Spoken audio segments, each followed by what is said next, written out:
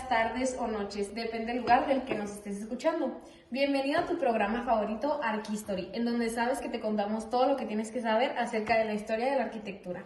El día de hoy tenemos un tema muy interesante, el cual es el arribo tardío del Renacimiento en México. Como sabemos, el Renacimiento es muy importante en la historia del arte y la arquitectura, entonces te vamos a introducir al tema. Pero antes pongámonos cómodos. Bueno, primeramente debemos de saber que la influencia renacentista en México llegó gracias al descubrimiento de América y a la conquista española. El descubrimiento de América, como sabemos, sucedió en 1512 y fue patrocinada por los Reyes Católicos. La conquista española fue liderada por Hernán Cortés en 1519 y en el proceso de estos dos eventos históricos, lo que hicieron los españoles fue someter a los pueblos indígenas con su religión y les trataron de imponer sus creencias, ya sea sociales, políticas, culturales. Entonces ese fue el primer paso para que el Renacimiento llegara a México. Para ahondar más en el tema, tenemos a nuestra compañera Jocelyn, que nos va a decir más datos acerca de esto. Gracias, Daniela. Continuando con la información, después de la conquista surgieron los primeros asentamientos, establecieron ciudades, pueblos y misiones religiosas. Esto es para consolidar el dominio y difundir la religión católica. La evangelización fue llevada a cabo por diferentes órdenes religiosas como los franciscanos, jesuitas, dominicos y agustinos, que se establecieron en misiones o conventos en todo el país. Estos lugares fueron las bases para el desarrollo urbano y expansión de la religión. En la actualidad podemos ver el resultado de estas misiones, que se volvieron pueblos o ciudades como la ciudad Guzmán en Guadalajara, Jalisco. Otro ejemplo es nuestro estado. La primera misión jesuita fue fundada en el estado de Chihuahua en 1611. Fue San Pablo, actual Valleza. A continuación los paso con mi compañero Alejandro. Muchas gracias, Joy. Bueno, para continuar con otro tema, otra influencia española fue el estilo arquitectónico plateresco, propio de España. No se manifiesta en música y literatura. El arte plateresco es sobre todo una arquitectura de Estado, es un elemento ideológico de los Reyes Católicos. Se desarrolló en España durante el Renacimiento europeo. Su nombre viene de la plata por los elementos decorativos en trabajos de este material. Se caracterizó por su exuberancia en la decoración, los detalles en la ornamentación y la combinación entre elementos renacentistas y góticos. En la conquista trajeron este estilo que se adaptó y funcionó, creando el plateresco mexicano. Las fachadas de los edificios platerescos mexicanos están adornadas con una confusión de detalles como relieves, follaje, esculturas y motivos geométricos. Se incorporaron elementos de la iconografía precolombina como símbolos y motivos indígenas. Suele presentar arcos y columnas decorativas, tanto de estilo renacentista como gótico. Un ejemplo destacado del estilo plateresco en México es la Capilla del Rosario en Puebla. Los visitantes son recibidos por una profusión de ornamentación dorada, relieves, esculturas y pinturas. El interior está completamente cubierto con elementos decorativos, incluyendo pinturas murales, retablos tallados en madera dorada y una cúpula espectacularmente adornada.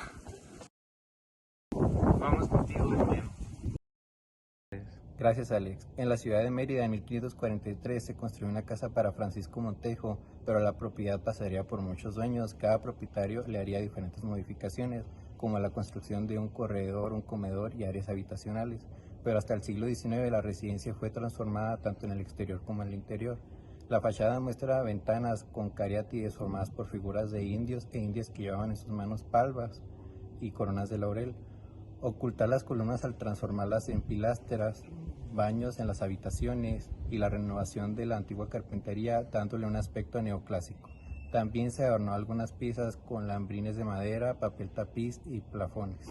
La fachada de la entrada principal es la única característica de la casa que se mantiene de forma original, en el que se puede observar el escudo de armas de los Montejo y dos guerreros españoles, en actitud vigilante, que descansan sobre las cabezas de indios vencidos.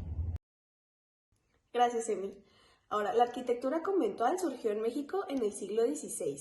Fue un estilo destacado de la colonia española, consiste en combinar elementos europeos con influencias indígenas, haciendo un estilo al que llamaron arquitectura virreinal.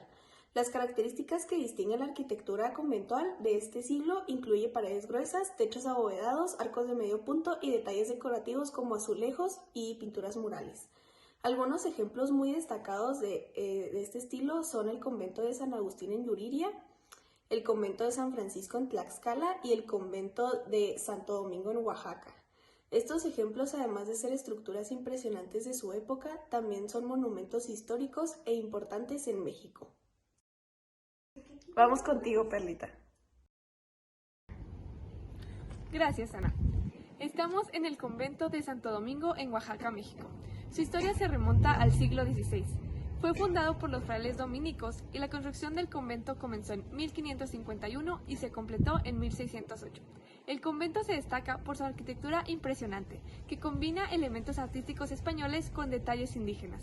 La fachada de la iglesia del convento es uno de sus aspectos más destacados, con una elaborada decoración tallada en cantera que incluye figuras religiosas, símbolos cristianos y elementos de la naturaleza.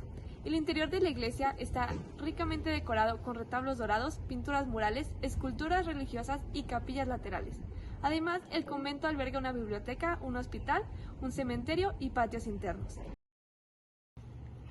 A través del tiempo, el edificio fue utilizado para diversos fines, incluyendo una prisión, un cuartel militar, y en el siglo XX el convento fue restaurado y devuelto a la iglesia.